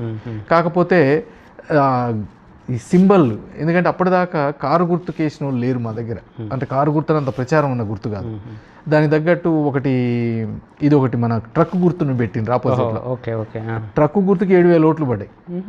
మళ్ళీ ఒకటి రోడ్ రోలర్కి పెట్టిండ్రు, దానికో 1,500 పడ్డాయి. ట్రాక్టర్ సింబల్ పెట్టిండ్రు, దానికో 1,500 పడ్డాయి. సో ఇవన్నీ ఇంటెన్షనల్గా వాళ్ళు కావాలని చేసి, అంటే వాళ్ళు సీనియర్ పాలిటీషియన్స్, వాళ్ళకి ఈవెన్ తర్వాత సైదిరెడ్డి పేరున్న వాళ్ళని కూడా కొంతమంది నామినేషన్లు వేయించిండ్రు. అంటే ఇవన్నీ వాళ్ళకి సీనియర్ పొలిటీషియన్స్, ఈ దొంగ తెలుగులు ఉంటాయి కాబట్టి వాళ్ళకి ఏం తెలుసు. మనమేం ఎంతసేపటికి గెలవాలా, తిరగాల, ప్రచారం చేయాలనే దాంట్లో ఉన్నాం, కానీ ఇవన్నీ ఆలోచించాలి. లేకపోతే ఫస్ట్ నేను ఓడిపోయింది 6,900 తోటి ఓడిపోయింది, లేకపోతే ఫస్టే గెలవాల్సిన. ఇక రెండోసారి బై ఎలక్షన్ వచ్చింది, with in span of 6-8 months. By election మరుక్షణమే జనం అనుకుంటారు సైదిరెడ్డి అటాక్ గెలుస్తాడని. అన్నట్టే మనకు టికెట్ ఇచ్చిండ్రు, 44,000 మెజార్టీతో గెలిచినాం. ఈసారి వాళ్ళ వైఫ్ మీద, మళ్ళీ ఆయన మీదనే. మళ్ళీ ఆయన మీదనే గెలిచింది వైఫ్ మీద. మళ్ళీ మొన్న 23లో పోటీ చేసింది కూడా ఆయన మీదనే. కాకపోతే 23లో వేవ్ వచ్చింది కాంగ్రెస్కి, ఒక వేవ్. నల్గొండ, మహబూబ్నగర్, వరంగల్ 43 సీట్లు ఉంటే 41 సీటు కాంగ్రెస్ గెలిచింది. ఇలా గవర్నమెంట్ ఫామ్ చేసింది అదే just because of Khammam, Nalgonda, Warangal ఈ 3 జిల్లాల వల్లనే ఈరోజు ఫామ్ చేసింది. టోటల్ మొత్తం 64 వస్తే ఈ 3 జిల్లాల్లో 41 వచ్చినాయి. దానివల్లనే ఈరోజు కాంగ్రెస్ ఫామ్ చేయగలిగింది. అప్పుడు వాళ్ళు ఉద్దండులు కదా. ఇప్పుడు ఉత్తమ్ కుమార్ రెడ్డి అంటే state level leader, PCC president, మీరేమో జస్ట్ అప్పుడే ఎన్ఆర్ఐ వచ్చిండ్రు, ఇండియాకి వచ్చి అప్పుడే స్టార్ట్ చేసి. అంటే ఏమన్నా వాళ్ళ డామినేషన్ కానీ ఏమన్నా బెదిరింపులు అలాంటివి ఏమన్నా ఉండేనా ఆ టైం? అంటే ఇప్పుడు వాళ్ళకునే రివెంజ్ పాలిటిక్స్. ఉత్తమ్ కుమార్ అనేటోడు కనపడేంత డిఫరెంట్ పర్సనాలిటీ. నువ్వు ఎంతసేపటికి ఎవరైనా ఎదురుంటారంటే వాళ్ళ మీద ఏం కేసులు పెట్టాలా, వాళ్ళ మీద ఎట్లా పోలీస్ స్టేషన్కి పంపించాలా, ఎంతసేపు రివెంజ్ తీసుకునే మెంటాలిటీ. ఎందుకంటే ఆయన ఆర్మీలో పనిచేసిండు కదా, ఆయన నేర్చుకుని వచ్చింది మంచి నేర్చుకోవాలి, చెడు నేర్చుకొని వచ్చింది. ఎంతసేపు ఈ రకంగానే ఉండేది ఆయన. ఇక దానికి తగ్గట్టు చాలా ప్రయత్నాలు. కాకపోతే అప్పుడు లక్ ఏమైందంటే టీఆర్ఎస్ అధికారంలో ఉండటం వల్ల మనం ఈజీగా చేయగలిగాం. ఇప్పుడు మీరు వచ్చినప్పుడు అంటే డైరెక్ట్ టీఆర్ఎస్లో జాయిన్ అయిదామని వచ్చిండ్రా, ఎట్లా అది హౌ డిడ్ దట్ హ్యాపెన్? అంటే మీరు ఎందుకంటే ఫస్ట్ నుంచి ఆడున్నప్పుడు కూడా బీజేపీకి లీనింగ్ ఉండేవాళ్ళు. మీ థింకింగ్ కానీ మామూలు హిందూ రిలేటెడ్ విషయాలకు వస్తే more towards leaning to BJP మీ భావాలన్నీ. సో అంటే TRS, how did that happen going in TRS? నువ్వు అన్నది కరెక్ట్. నా ఈ 2014 ముందు పోస్టులు ఏది చూసినా కానీ మోడీ పోస్టులు, బీజేపీ పోస్టులు ఇవన్నీ ఫేస్బుక్లో ఇప్పుడు కూడా ఉండే ఉంటాయి, అవన్నీ ఉండేవి. కాకపోతే అప్పుడు తెలంగాణ మూమెంట్లో ఉన్నప్పుడు కొద్ది కేసీఆర్ గారి ఫ్యామిలీ తోటి, కేసీఆర్ గారితో దగ్గర కావటం, వీటిల్లో పనులు చేయటం, వీటికి వచ్చినప్పుడు కలవటం. తర్వాత 15లో అప్పటికి ఇంకా పాలిటిక్స్లో దేనికి నేనే లేను. అయితే రిటర్న్ అయింది మోడీ గారు స్పీచ్ విన్నాకనే. మనం ఆ రోజు 2015 వ్యాంకూవర్లో స్పీచ్, వ్యాంకూవర్లో వచ్చినాకనే ఆ రోజు స్పీచ్ అయిపోయింది. స్పీచ్ అయినాక ఏమంటే ఇటు వచ్చేసినాక ఇంకే ఉందాం అనుకున్నాం, మనం కూడా ఏదో ఒకటి చేయొచ్చు అనుకున్నాం. అయితే వచ్చినాక మళ్ళీ కేసీఆర్ గారితో కావటం, కేసీఆర్ గారు పిలవటం, అటు హుజూర్నగర్లో పోటీ చేయమంటాం. అప్పుడున్న పరిస్థితుల్లో బీజేపీకి ఇంత పాపులారిటీ లేకపోవటం, ఫస్ట్ మనం ప్రూవ్ చేసుకోవాలంటే ఇది బెటర్ అనుకోవటం. కానీ తర్వాత మళ్ళీ కొన్ని సర్కమ్స్టాన్సెస్ వల్ల మళ్ళీ పార్టీ చేంజ్ కావటం. పార్టీ చేంజ్ చేయడానికి కూడా కారణం ఒకటే, ఏమనుకున్నామంటే ఇప్పుడు రీజనల్ పార్టీస్, ఇప్పుడు మనం ఎస్పెషల్లీ ఎన్ఆర్ఐస్ అందరికి కూడా మోస్ట్ ఆఫ్ దెమ్ ఈ జాతీయవాదమే ఉంటుంది, నేషనలిస్టిక్. నువ్వు ఎంతసేపు నా దేశం మనం మాట్లాడేదంటే ఇండియానే మాట్లాడతాం, కానీ అంటే పరిధి పెరుగుతూ ఉంటుంది. నువ్వు ఎట్లుంటావు, ఒక ఊర్లో ఉన్నప్పుడు ఊరు గురించి మాట్లాడతావు, మండలం పోయేసరికి మండలం గురించి మాట్లాడతావు, తర్వాత నా కులము నా ఊడు అనుకుంటావు, జిల్లా పోయేసరికి నా మండలం అనుకుంటావు, స్టేట్కి వచ్చేసరికి జిల్లా అంటావు, బయటకు పోయేసరికి నా కంట్రీ అంటావు. అట్లా మనం కొద్దిగా మనం థింకింగ్ మారిపోతుంది. ప్లస్ బయట సంబంధం చూసినాయి, ఇండియా గురించి చూసినాయి, ఈ అన్నీ చూసినాక దానికోసం ఇవ్వాలి. ప్రతి ఒక్కళ్ళు బయట ఉన్న వాళ్ళల్లో నాకు తెలిసి 70 to 80% ఈరోజు మోడీకి ఫేవరెట్స్. ఈరోజు మోడీ గారికి బీజేపీకే మాట్లాడతారు, ఎవరు మాట్లాడారు ప్రైవేట్ సంభాషణలలో. ఎందుకంటే వాల్యూ చూసిండ్రు. మనం యాజ్ ఏ ఇండియన్ పాస్పోర్ట్ ఒకప్పుడు మనం ట్రావెల్ చేసినప్పుడు అబ్దుల్ కలాం లాంటి వాళ్ళకే చెకింగ్ చేసిండ్రు, షారుఖ్ ఖాన్ లాంటి వాళ్ళని బట్టలు ఇప్ప తీసి చేసిండ్రు. కానీ ఈరోజు మోడీ గారు వచ్చినాక ఆ పరిస్థితి లేదు. ఇండియాకు ఒక వాల్యూ ఉంది, ఇండియన్ పాస్పోర్ట్కి ఒక వాల్యూ ఉంది. చాలా దేశాలలో ఈరోజు ఒక విశ్వగురు అయిపోయింది ఇండియా. చాలా వరకు ఏదన్నా ప్రాబ్లం అయితే ఇండియా ఇంటర్వ్యూన్ అయితే బాగానే కాడికి వచ్చింది. ఇవన్నీ చూసినాక ఒకటే, ఇప్పుడు ఈడ ఏమవుతున్నాయి అంటే రీజనల్ ఫీలింగ్స్ పెరుగుతూ ఉన్నాయి. నా కులపు కావాలా, లేకపోతే నా రాష్ట్రం కావాలా, లేకపోతే మా వైపు కావాలా. అప్పుడు ఇండియా అంటే పెరుగుతుంది. ఇండియా కావాలంటే ఈరోజు ఏది లేకుండా పనిచేసేది ఒక భారతీయ జనతా పార్టీ. నేను భారతీయ జనతా పార్టీలో పోయినాక ఈరోజు ఎంత ఫీల్ అవుతున్నా అంటే హ్యాపీగా. ఒక్కొక్కటి నువ్వు పార్టీ ఏ సమావేశానికి పోతే ఫస్ట్ స్టార్ట్ అయ్యేది వందే మాత్రం, భారత్ మాతా కా జై, తర్వాత ఎండ్ విత్ జనగణమన. ఏ సమావేశంలో చూడు నువ్వు, పార్టీ మీటింగ్స్లో నేను చెప్పేది ఇది, నేను ఇప్పుడు అబద్ధం చెప్పిన మీరు కనుక్కోవచ్చు ఎవరన్నా. పార్టీ సమావేశాలల్లో 50% లోకల్ ఇష్యూస్ కంటే కూడా దేశం గురించే మాట్లాడతారు, దేశభక్తి గురించి మాట్లాడతారు, ఎందుకు మనం ఇండియాకి పనిచేయాలని మాట్లాడతారు. ఇవన్నీ చూసినాక ఎస్ మనం right party, Bharatiya Janata party అయితేనే దేశానికి న్యాయం చేయగలుగుతుంది. ఈ రీజనల్ ఫీలింగ్స్, ఇండియా అనేది ఒక యూనిట్గా చూడాలి, కానీ ఇక్కడ ఒకటి ఇక్కడ లేదు అనుకుని చూసుకుంటూ పోతే ఒక్కడ ఇప్పుడు మనం అన్నదమ్ములో ఉంటాం, ఒక తమ్ముడు మరీ బాలేడు, మనందరం కలిసి హెల్ప్ చేయాలన్నా లేదా, లేకపోతే నీ కుటుంబం చూసుకుంటావా లేదా అట్టాడప్పుడు. ఇప్పుడు అదే ఫీలింగ్ తోటి, ఒక జాతీయవాదంతో భారతీయ జనతా పార్టీలో జాయిన్ కావడం జరిగింది. ఈరోజు చాలా హ్యాపీ అయినాం. ఇప్పుడే పార్లమెంట్కి పోటీ చేసిన తర్వాత హైయెస్ట్ ఓట్స్ బీజేపీకి ఎప్పుడు రాని ఓట్స్ వచ్చి సెకండ్లో ఉన్నాం నల్గొండలో. మళ్ళీ ఇప్పుడు ఎన్ఆర్ఐ సెల్ కన్వీనర్ తెలంగాణ స్టేట్కి మొన్ననే అనౌన్స్ చేసిండ్రు. ఎన్ఆర్ఐల కోసం కూడా మనం పనిచేయవచ్చు. ఇప్పుడు ఇంతకుముందు అన్నారు మీరు విశ్వగురువు అని. సో అది గ్రాడ్యువల్గా 2014 నుంచి ఇప్పటివరకు చూసుకుంటే ఇండియా అవుట్లుక్, ఇండియా మీద అభిప్రాయాలు గిన చాలా వరకు మారినాయి బయట కంట్రీస్లో. సో ఇండియాను చూసే విధానం మారింది. ఇంతకుముందు ఉన్నంత చీప్గా చూసే ఆ పర్స్పెక్టివ్ తగ్గింది, చాలా వరకు తగ్గింది. కాకపోతే ఇప్పుడు over the last few years నుంచి ఈ మోడీ, ఇప్పుడు విశ్వగురు అనేది more of a meme material అయిపోయింది. అది దాని గురించి ఏమంటారన్నా మీరు? అంటే ఇప్పుడు ఒకటి ఫస్ట్ ఇండియాని చూసిన దాంతో ఇప్పుడు చూస్తే ఇప్పుడు ఇంకోటి కూడా మనం చెప్పింది చెప్తా ఉండాలి, చెప్పింది చెప్తా ఉంటేనే కాన్ఫిడెన్స్. నేను ఇందాక చెప్పిన మనకి ఎంతసేపటికి నెగిటివ్ ఆలోచిస్తే నెగిటివ్ అయిపోతావు.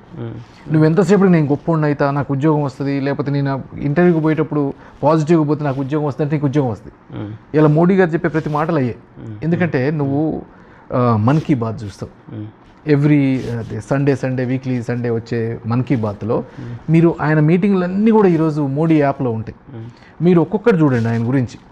ప్రతిదీ జాతీయవాదం గురించి మాట్లాడేయో, లేకపోతే స్వదేశీ వస్తువుల గురించి మాట్లాడేయో, లేకపోతే స్వదేశీ ఎట్లా మనకి మనం ఎంపవర్ కావాలా, మేక్ ఇన్ ఇండియా కావాలా, వీటి గురించి మాట్లాడేయో. ఇంతకుముందు పద్మశ్రీ అనేది ఒక అవార్డు ఇవ్వటం అంటే అదో రకమైన, అది ఉడికిస్తారో తెలియదు, ఎట్నుంచి వస్తారో తెలియదు. కరెక్ట్. ఈరోజు ఒక మారుమూల విలేజ్లో ఉండి మంచి, నిన్న నేను ఒక వీడియో చూస్తా ఉన్నా. ఒక అతను మేఘాలయలో చెట్టు వేర్లతోటి బ్రిడ్జి తయారు చేసిండు సంవత్సరాలుగా.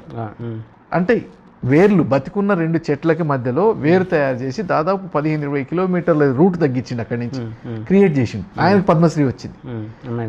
అంటే ఇట్లాంటి చాలా వరకు నువ్వు అన్నీ కూడా చిన్న చిన్న దేశం కోసం చేసిన వాళ్ళు, వాళ్ళందరినీ పట్టించుకొని వాళ్ళందరితో మాట్లాడటానికి వచ్చేసినాయి.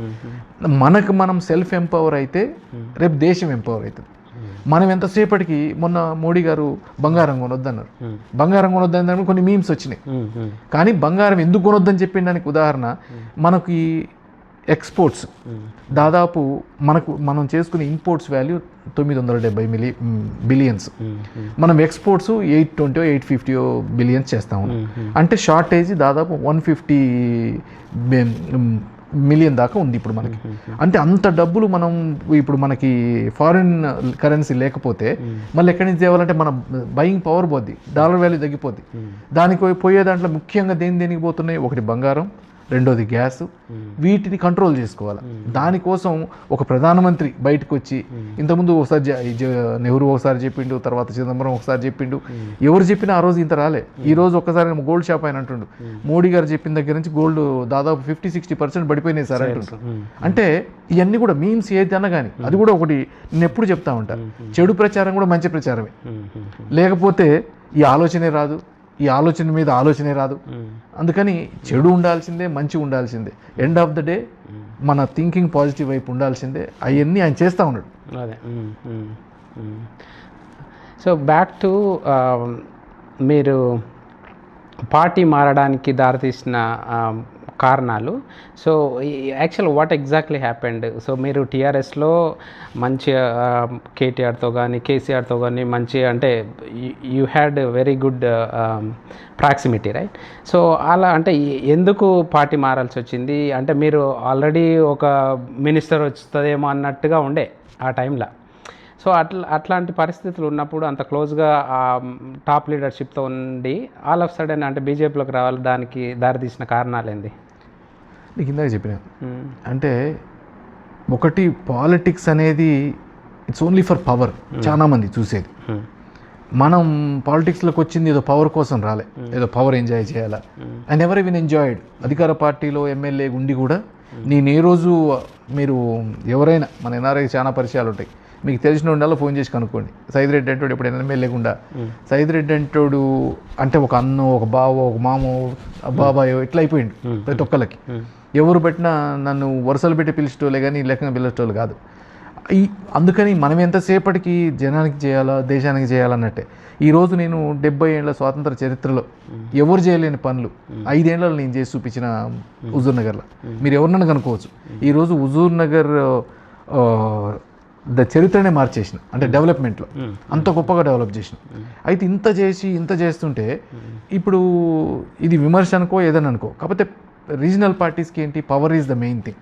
పవర్ ఉండాలా, డబ్బులు సంపాదించాలా, మళ్ళీ డబ్బులు సంపాదించిన డబ్బులు మళ్ళీ పెట్టాలా.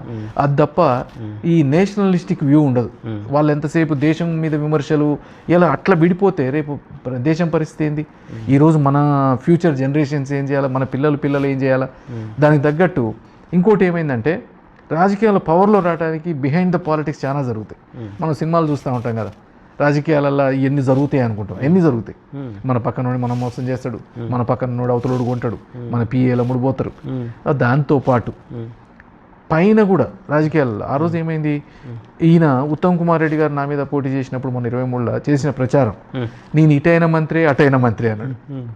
అంటే అంత దిగజారుడు, ఒక 6-7 సార్లు గెలిచిన నువ్వు పిసిసి అధ్యక్షుడు పబ్లిక్గా మీటింగులలో నువ్వు నేను ఇటైన మంత్రి అటైన మంత్రి అన్నాడంటే అంటే ఎంత జనాలలో కూడా ఒకరు నిజంగానే కదా, ఇటు మంత్రి అయితే అటు మంత్రి అయింది, మంత్రి అయినడు మన కళ్ళు ఉంటే మన పనులు అయితేనే లీడర్లు కొంతమంది, అటు లీడర్లు కొంతమంది పోయినారు.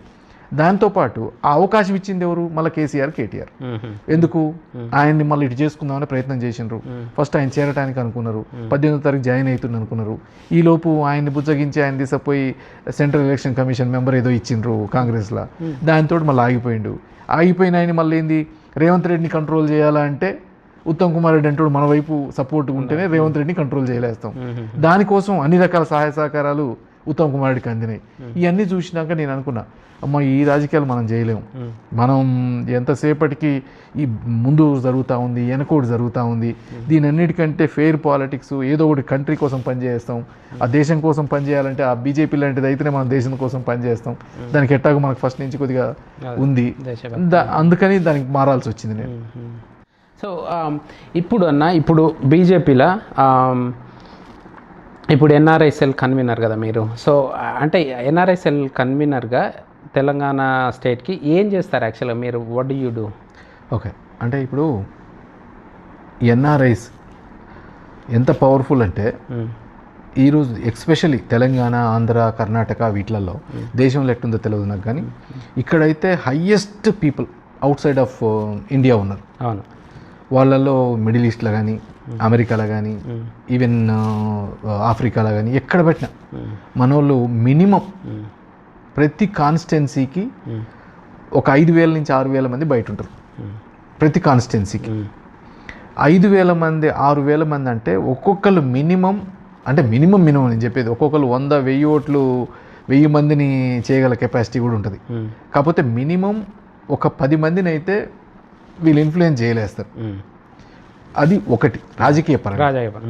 రెండోది మనం యాజ్ ఎన్ఆర్ఐ మనం బయట we lived around 15 years out side of India, అన్ని దేశాల్లో పనిచేసినాం, చూసినాం అక్కడ ఎన్ఆర్ఐ ఇష్యూస్ ఏంది, వాళ్ళు అక్కడ పడే బాధలేంది, ఇక్కడికి వస్తే పడే బాధలేంది, ఆ ఎన్ఆర్ఐ ఇష్యూస్ని కూడా మనం వాళ్ళకి ప్రతినిధిగా ఉండి, రేపు నేను ఒకటే చెప్తాను మా ఫ్రెండ్స్కి అండ్ బ్రదర్స్ అని మనం కూడా అనుకునేది, మనం ఎక్కడైనా జాబ్ చేస్తే, మనం ఎక్కడన్నా ఉంటే మనం జాబ్ చేసిన కాడ మనల్ని చూసి ఎమ్మటే ఇంకొకరిని జాబ్ చేసుకునేటట్టు ఉండాలి. అంటే వాడు పని చేసినప్పుడు వీళ్ళైతే బాగా పని చేస్తారు, ఇండియన్ అయితే బాగా పని చేస్తాడు, అట్లే మనం ఒక ఇంట్లో రెంట్కుంటే వాళ్ళైతే కరెక్ట్ రెంట్ కడతారు, ఇండియన్స్ అయితేనే మంచి వాళ్ళు, అందుకే రెంట్కి ఇండియాకి ఇద్దాం అనుకుంటాం. అందుకని మనం అనేటోళ్ళం అట్లా ముద్రేసి ఉంచుతాం. ఇలా అదే మూమెంట్ ఇక్కడ కూడా ఇలా అట్లాంటి వాళ్ళందరికీ హెల్ప్ చేయాలని ఇలా నేను అనుకున్న ఉద్దేశం ఏంటంటే, ఈరోజు 5-6 వేల మంది ఎన్ఆర్ఐస్ బయట ఉంటారు ప్రతి కాన్స్టిట్యున్సీకి. ఆల్మోస్ట్ ఒక 5-6 లక్షల మంది ఉంటారు బయట, ఇంకెక్కువే ఉంటారు. 10 లక్షల మంది ఒక అమెరికాలో ఉన్నట్టు దాంట్లో అంత ఈజీ కాదు, నెంబర్ పెద్ద నెంబర్. అయితే వీళ్ళందరికీ ఫ్యామిలీస్కి వాళ్ళకి అనుసంధానం చేయాలని ఒకటి. రెండోది మనం అక్కడ ఉంటాం, ఇక్కడ ఫ్యామిలీ ఉంటారు, ఇద్దరే అమ్మ నాన్న. ఒక్కొక్కసారి అమ్మ నాన్న కూడా అడిగి తీసుకుపోతారు. వాళ్ళు రిటైర్మెంట్ కావాలంటే ఈ ఏమంటారు లైఫ్ సర్టిఫికేట్ అని కావాలా, చిన్న చిన్నవి అట్లాంటి అవసరాలు కూడా వాళ్ళు ఎంఆర్ఓ ఆఫీస్లోకి పోలేరు. అట్లాంటి వాళ్ళకి కూడా మనం ఏమన్నా ఇక్కడ ఉండి వాళ్ళ తరపున ఏమైనా హెల్ప్ చేయాలా. ముందు ఇంకొకసారి ఎన్ఆర్ఐకి మెయిన్ ప్రాబ్లం ఏంటంటే, అందరం ఆడున్నా కానీ ఒక మంచి ఇల్లు కొనుక్కోవాలో, ప్లాట్ కొనుక్కోవాలో, ఎంతసేపు ఇక్కడనే ఆలోచిస్తాం.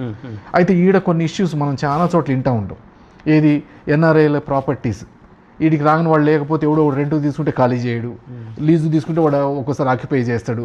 అట్లాంటి వాళ్ళకి వాళ్ళకి టైం ఉండదు. ఆడ వీడికి వచ్చి 20 రోజులు ఉంటే ఆ 20 రోజులలో పోలీస్ స్టేషన్కి పోవడానికి, మళ్ళీ పోయి మాట్లాడడానికి, నువ్వు బయట ఉంటేనే నువ్వు ఈజీ టార్గెట్. ఆయన ఏం చేస్తాడు, ఒకసారి వస్తే మళ్ళీ సంవత్సరం దాకా రాడు. అందుకని అట్లాంటి వాళ్ళకి కూడా మనం హెల్ప్ చేయడానికి ఒకటి ఉండాలా. ఇంకొకటి బయట నుంచి వస్తారు, ఓ తిరుపతికో యాదగిరిగుట్టకో ఏటో కలిపోతారు. అట్లాంటి వాళ్ళకి టైం కూడా ఉండవు పాపం. అట్లాంటి వాళ్ళకి చిన్నగా మనం ఏమైనా హెల్ప్ చేయగలిగితే పార్టీ తరఫున కానీ, ఇప్పుడు మనకి ఎంపీలు ఎమ్మెల్యేలు ఉన్నారు, వాళ్ళతో కలిపి నెలకి కొంతమందికి వచ్చిన వాళ్ళకి ముందే చెప్తే ఆ లెటర్లు ఇప్పించో, ఇట్లాంటి వాళ్ళకి మనం దర్శనాలు చేయించో.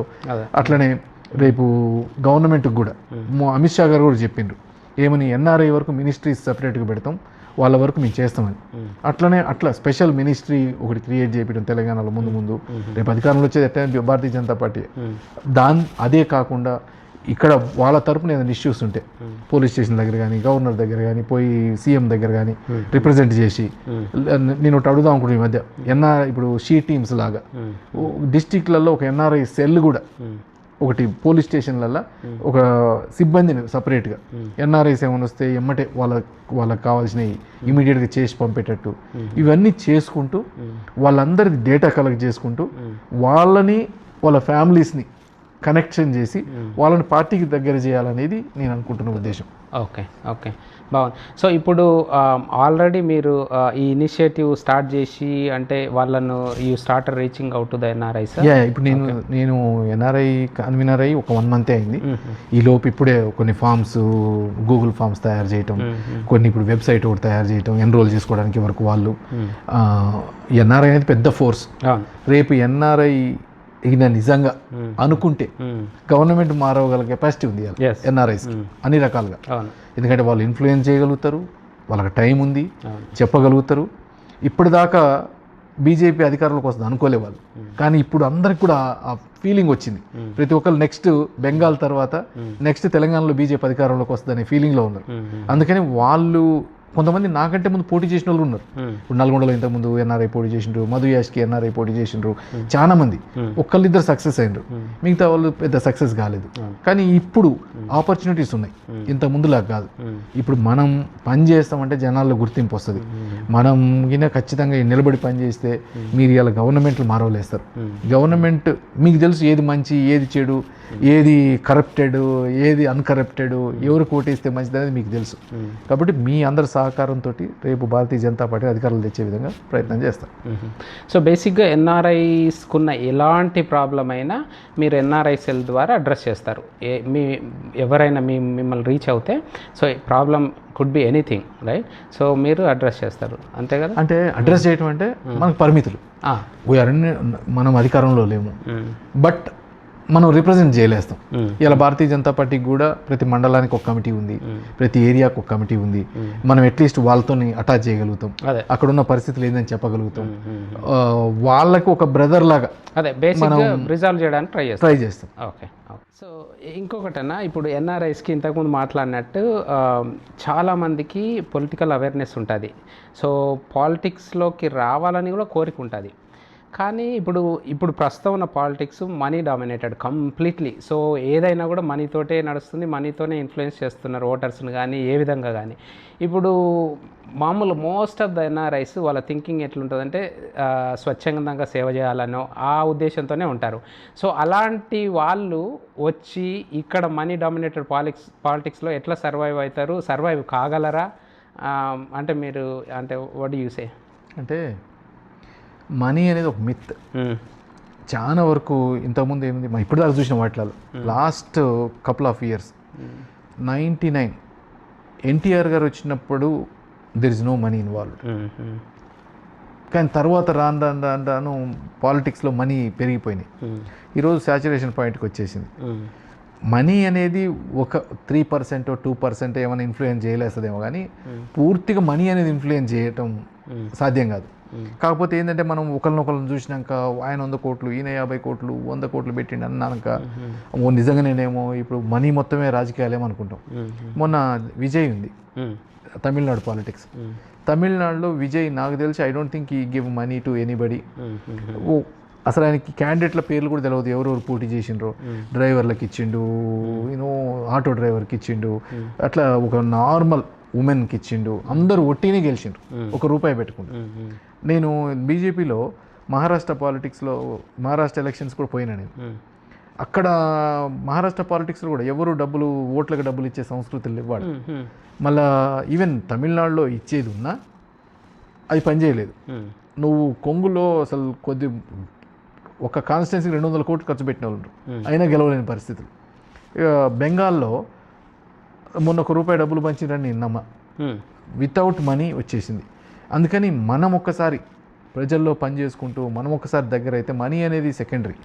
మనీ అనేదే పాలిటిక్స్, మనీ అనేదే జీవితం అయితే మొత్తం టాటా బిర్లాలు, అంబానీలు, అదానీలు వాళ్ళే డిసైడ్ చేసి ఒక్కొక్కళ్ళ పేర్లు రాసిపోతే గెలవాలి. ఇలా గెలవ మనం. ఎవరు ఆయన అంబానీ నిలబడే గెలవడు డైరెక్ట్ పాలిటిక్స్లోకి వచ్చి, ఎందుకంటే జనం అంత తెలివి కల్లోళ్ళు ఉండరు. నువ్వు ఒక్కొక్కరు డబ్బులు ఉన్న వాళ్ళు పెడితే డబ్బులు వదిలిద్దాం అని అనుకుంటారు కానీ ఓటేయడానికి బోరు. వాళ్ళు ఎప్పుడైతే నోటిఫికేషన్ పడుతుందో ఆల్రెడీ డిసైడ్ అయి ఉంటారు ఏ పార్టీకి వేయాలా ఏది వేయాలా అన్నీ గమనిస్తూనే ఉంటారు. They are not easy. So basic NRI perspective ఆలోచిస్తే సో మేబీ మనీతో కొంతవరకు బేసిక్ లెవెల్లో సర్ఫేస్ లెవెల్ కొంతవరకు ఇన్ఫ్లుయెన్స్ చేయొచ్చు, బట్ సేవ చేస్తూ ఉంటే స్వచ్ఛందంగా సో డెఫినెట్గా రిజల్ట్స్ ఉంటుందని అంటున్నాను. ఖచ్చితంగా మనం కూడా పని చేయటం మొదలుపెట్టి ప్రజలకు దగ్గర కావటం మొదలుపెట్టి మనకున్న యాటిట్యూడ్కి ఖచ్చితంగా సక్సెస్ అవుతుంది. దానికి నేనే ఉదాహరణ. Okay okay. So back to family అన్న. సో ఇప్పుడు ఎక్కడ ఇప్పుడు మీ అబ్బాయిల అని అంకి వీళ్ళు ఏం చేస్తున్నారు ఇప్పుడు? అంటే we are in Hyderabad, Huzurnagar. కాకపోతే పిల్లలు ఇద్దరు still they are Canadian citizens. పెద్దోడు కెనడా, అది యుఎస్, అదేంటది మెన్హాటన్, కొలంబియా యూనివర్సిటీ న్యూయార్క్లో, దాంట్లో క్వాంటిటేటివ్ ఫైనాన్స్. చిన్నోడు లండన్లో economics. Okay, they are doing well. And వాళ్ళు కూడా స్టిల్ మనం అప్పుడైతే ఎట్టునో ఇంకా అట్లే ఉన్నారు, అదే మెంటాలిటీ. వాళ్ళకి ఏదో మన ఎమ్మెల్యేనో లేకపోతే ఈయన అవన్నీ ఏం లేవు, ప్రశాంతంగా ఉన్నారు. ఇక్కడ కూడా అంత పిల్లలు ప్లెయిన్ పేపర్స్, హైదరాబాద్లో పెరిగిన పిల్లలు కానీ సేమ్ యూఎస్ పిల్లల లాగానే, వాళ్ళకి స్ట్రీట్ స్మార్ట్ కాదు, వాళ్ళు ఎంతసేపటికి అబద్ధం ఆడటం కూడా తెలియదు.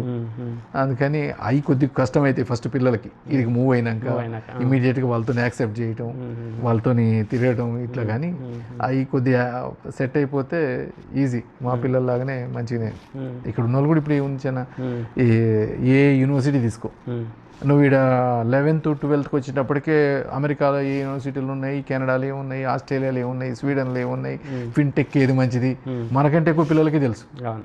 అందుకని మనం అక్కడ లేకపోతే ఈ యూనివర్సిటీ సీట్ రాదేమో, ఇక్కడ లేకపోతే రాదేమో అనుకోండి. ఎందుకంటే మనకి ఎవరన్నా ఇక్కడ మూవ్ అయ్యేటోళ్ళని చెప్తున్నా, ఎందుకంటే వీళ్ళ దృష్టిలో పెట్టుకొని. అందుకని వాళ్ళకి అంతా ఇక్కడి నుంచి కూడా ఇప్పుడు ఈజీ యాక్సెస్, ఈజీగా పోతారు పిల్లలు. ఇంకా మంచిగా ఎడ్యుకేషన్ మీద ఇక్కడ ఇంకొద్దిగా కాంపిటేటివ్ ఉంటారు. అందుకని ఈజీగా వాళ్ళు ఎట్లా సేమ్ సపోర్ట్ అప్పుడు ఎట్లుండో ఇప్పుడు అట్లే ఉండరు. మా వైఫ్ అయినా పిల్లలైనా నేను రజిత ఇక్కడే ఇంట్లోనే ఉంటాం. ఎప్పుడైనా హాలిడేస్ ఉంటే వాళ్ళు వస్తూ ఉంటారు. అని మొన్న వచ్చినప్పుడు అనితో మాట్లాడుంటే బాగా చాలా డౌన్ టు ఎర్త్ వాడు. ఇక్కడ ఆగాఖాన్లో చదివిండు. ఆగాఖాన్ అంటే కొంచెం హైఫై స్కూలే, మోస్ట్లీ రిచ్ పీపులే ఉంటారు. సో ప్లస్ మళ్ళీ ఇప్పుడు లండన్ వెళ్ళిండు. సో అంత చేసినా కూడా పెద్దగా అంటే very down to earth, hello uncle నేను గుర్తుపట్టిన అంటే వెరీ నార్మల్గా మాట్లాడిండు వాడు. సో అంటే ఎట్లా ఏ విధంగా ట్రైన్ చేసిరు అంటే what are the things that you train అంటే మెయిన్ మదర్. ఈవెన్ దో నేను ఎంత బిజీగా ఉన్నా నేను టైం పెట్టేది దాదాపు. అదే ఎమ్మెల్యేగా ఉన్నప్పుడు టైం పెట్టలేకపోయినా, నా పెద్దోడు అమెరికాలో ఇంజనీరింగ్కి పోయేటప్పుడు వాడు 17 years వాడు పోయేటప్పుడు కూడా నేను పోలేకపోయినా అప్పుడున్న టైంలో. మొన్న ఎట్లా ఓడిపోవటం వల్ల మొన్న కాన్వకేషన్కి మాత్రం పోగలిగాను. అంటే అట్లీస్ట్ దాని తర్వాత తనతో పాటు సపోర్ట్ ఉండి తనకి ఏం చేయాలని ఇప్పుడు మంచి టైంలో ఒక గైడ్గా ఉండలేస్తున్నాం ఫాదర్గా. ప్లస్ మా వైఫ్ చాలా అంటే వాళ్ళ పెంపకంలో చాలా వరకు వాళ్ళని చూసుకోవడం కానీ వాళ్ళకి చెప్పడం కానీ, ఈవెన్ ఇంట్లో పనిచేసేటోళ్ళని కూడా ఆంటీ అంకుల్ తప్ప వేరే అనకుండా ఉండటం కానీ, వాళ్ళతోటి కూడా చాలా మర్యాదగా. మనం ఎప్పుడైనా సీరియస్ అయినా కానీ ఊరుకోరు అంత ఇదిగా. ఇక్కడ కూడా పిల్లలు చాలా ఈ పెద్ద పెద్ద స్కూళ్ళల్లో అంటే మనం అనుకుంటాం ఏదో ఉంటాయని, కానీ ఈ ఆగాఖాన్ లాంటి స్కూల్స్ వీటిలలో ఇవన్నీ ఎవరు పట్టించుకోరు అసలు. నీ డబ్బులు ఏంది, నువ్వేంది, మీ నాన్న ఎక్కువ, మా నాన్న ఎక్కువ.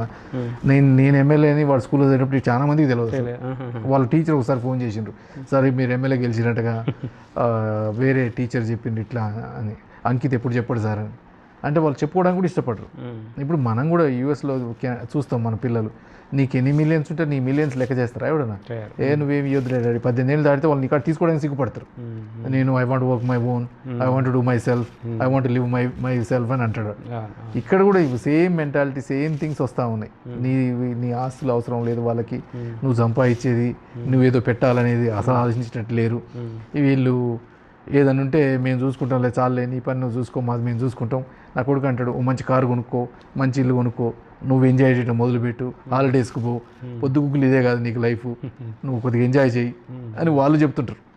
అంతేగాని వాళ్ళు మన మీద ఆధారపడే పరిస్థితుల్లో ఉంటారు. కానీ ఒకటి, మనం ఆ చదువు అయిపోయేంత వరకు ఒక గైడ్ ఉండి వాళ్ళని, ఎందుకంటే పిల్లలు కదా, ఎప్పటికప్పుడు గమనించుకుంటూ రకరకాలు ఉంటాయి. డబ్బులు ఉన్నప్పుడు, డబ్బులలో ఉన్నప్పుడు, పెద్ద చదువులు ఉన్నప్పుడు ఈరోజు మనం చూస్తూ ఉంటాం చాలా రకాలు. ఈవెన్ ఇండియా అయినా యూఎస్ అయినా ఏదైనా ఈ డ్రగ్స్ కానీ ఇట్లాంటి వాటికి ఉన్నప్పుడు మనం అందుకే పిల్లల్ని ఎప్పటికప్పుడు మనం కొద్దిగా మంచి దగ్గరలో పెట్టుకొని చూసుకుంటుంటే పిల్లలు అదే మన జీన్స్ ఉంటాయి కదా వాళ్ళకి, they work for us, they work for the best society. Nice. Alright, thank you అన్న, థ్యాంక్ యూ సో మచ్. మీ ఇంత అవైలబుల్ టైం స్పెండ్ చేసినందుకు. Okay, thanks. చిన్న.